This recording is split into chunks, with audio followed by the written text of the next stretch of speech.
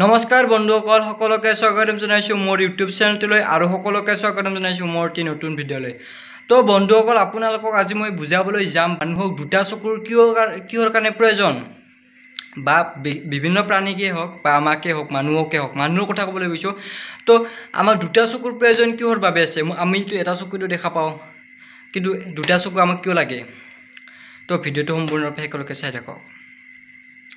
তো বন্ধুসকল কথাটো কি জানেনে, আমাৰ যেতিয়া মানে দুটা চকু থাকিব অৰ্থাৎ আমাৰ দুটা চকু ভালে থাকিব, তো আমাৰ এই চকু দুটা থকাৰ বাবে বহুটা সুফল আছে, অৰ্থাৎ বিৰাট ভাল মানে সেই আছে ফল আছে, মানে বিৰাট ভাল ফল পাওঁ আমি দুটা চকু থকাৰ ফলত। বহুত বস্তু আমি দেখিবলৈ পাওঁ এই দুটা চকুৰ থকাৰ ফলত। এটা চকুৰো দেখোঁ, কিন্তু দুটা চকুতে আমি বহুত বেছিকৈ দেখোঁ। তো বন্ধুসকল কি হৈ জানেনে, এই দুটা চকুৱে আমাৰ দৃষ্টিক্ষেত্ৰখন আমি যলৈকে চাওঁ তো সেই দৃষ্টিক্ষেত্ৰখনৰ মানে প্ৰসাৰিত কৰি পেলাই, অৰ্থাৎ বঢ়াই দিয়ে, অৰ্থাৎ বস্তুটো বেছিকৈ দেখা পায়। সাধাৰণ এটা উদাহৰণ দিছোঁ, যেনে আপোনাৰ এটা মোবাইল আছে, মোবাইলটোত মানে আপোনাৰ এটা কেমেৰা আছে, অৰ্থাৎ ছিংগুল কেমেৰা আছে, কিন্তু সেই ছিংগুল কেমেৰাটো যিমানখিনি কভাৰ কৰিব, অৰ্থাৎ সেই মোবাইলটো যিমানখিনি কভাৰ কৰিব পাৰিব, কিন্তু ডুৱেল কেমেৰা অৰ্থাৎ ডুৱেল কেমেৰাৰ মোবাইল এটাই সেই তাতকৈ বেছি কভাৰ কৰিব। সেই কথাটো হ'ল দৃষ্টিক্ষেত্ৰখন প্ৰসাৰ কৰি, অৰ্থাৎ বিস্তাৰিত কৰি পেলাই। সেই দুটা বস্তু থাকিলে, অৰ্থাৎ সেই মোবাইলটোৰ দুটা চকু আছে, কিন্তু সেই মোবাইলটোৰ এটা চকু আছে, অৰ্থাৎ এই ছিংগুল কেমেৰা আছে তাৰ। সেই ছিংগুল কেমেৰা থকাৰ বাবে বেছি কভাৰ কৰিব পৰা নাই সেই মোবাইলটোৱে, কিন্তু মোবাইলটো এই যিটো দামী মোবাইল অৰ্থাৎ ডুৱেল কেমেৰাৰ মোবাইল, সেই মোবাইলটোৱে বহুত ক্ষেত্ৰলৈ বঢ়াই দিয়ে। তো বন্ধুসকল এইটোও আমাৰ এটা সুফল যে এই দুটা চকুৱে আমাৰ দৃষ্টিক্ষেত্ৰখন বঢ়াই দিয়ে। তো চাবলৈ গ'লে কি হয় জানেনে, আমাৰ এই চকু দুটা এই চকু এটা থাকিলে মানে কম পোহৰত আমি বেছি বস্তু দেখিবলৈ সক্ষম নহওঁ, কিন্তু এই দুটা চকু থকাৰ ফলত আমাৰ যি দুটা চকু আছে সেই দুটা চকু থকাৰ ফলত আমি কম পোহৰতো মানে এই যে আমি মইকে চাইছোঁ, তো কম পোহৰতো মই বহুত বস্তু দেখিবলৈ পাওঁ। তো বন্ধুসকল কথাটো হ'ল এই যিটো আমি দুটা চকু আছোঁ সেই কম পোহৰতো বহুত বস্তু দেখিবলৈ পাওঁ। তো আৰু আমাৰ এই চকু দুটা মানে কেই চেণ্টিমিটাৰ মান দূৰত আছে, এটাৰ পৰা এটাৰ চেণ্টিমিটাৰ দূৰত আছে।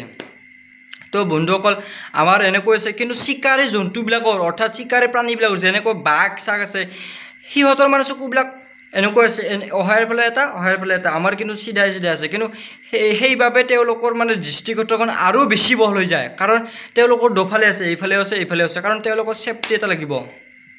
যেনে বাঘৰো আছে, হৰিণাৰ আছে, বহুতৰে আছে তেনেকুৱা, কিন্তু মানুহৰ তেনেকুৱা নাই। কিন্তু মানুহৰ তেনেকুৱাকৈ দৃষ্টিক্ষেত্ৰ বঢ়াব নোৱাৰে, যদিও ষ্টেৰিঅপচি আমাৰ বাঢ়ি যায়, যিটো আমাৰ চকুৰ পৰা আহে সেই ষ্টেৰিঅপচিটো বাঢ়ি যায়।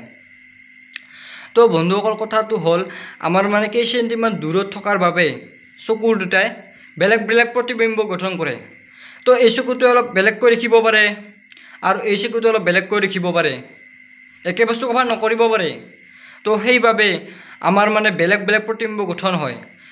তো এই বেলেগ প্ৰতিবিম্ব আমাৰ মগজু প্ৰেৰণ হয়, আৰু মগজুৱে দুটাকে লগাই এটা কৰে, আৰু সেই এটা কৰাৰ ফলত মানুহে গম পায় যে কোনটো বস্তু কিমান দূৰত আছে আৰু কোনটো বস্তু কিমান ওচৰত আছে। আৰু এটা কথা হ'ল কি, এটা চকু থাকিলে মানুহৰ দৃষ্টিক্ষেত্ৰৰ প্ৰসাৰ অৰ্থাৎ অনুভূমিক দৃষ্টিক্ষেত্ৰৰ প্ৰসাৰ 150 ডিগ্ৰীহে হয়, কিন্তু দুটা চকু মানুহৰ যদি মানুহৰ থাকে দুটা চকু, তো মানে যিবিলাক মই অন্ধ সেইটো কথা ক'ব জনাই, তো যিবিলাকৰ মানে দুটা চকু আছেই প্ৰায়ভাগৰ থাকে, সেই দুটা চকু থকা মানুহবিলাকৰ প্ৰসাৰ 180 ডিগ্ৰীলৈ।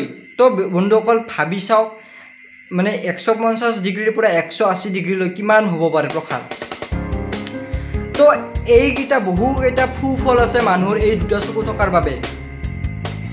তো বন্ধুসকল আপোনালোকক এই কথাই শিকালোঁ যে দুটা চকু মানুহক কিহৰ বাবে প্ৰয়োজন বা দুটা চকু থাকিলে মানুহৰ কি লাভ হয়।